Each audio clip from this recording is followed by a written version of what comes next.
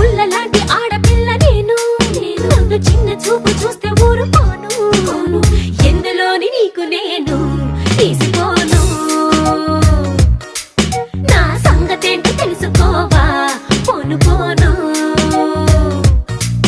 అచ్చమైన పల్లె రాణి పిల్ల నేను పచ్చి పైరగాలి చీల్చి పెరిగినాను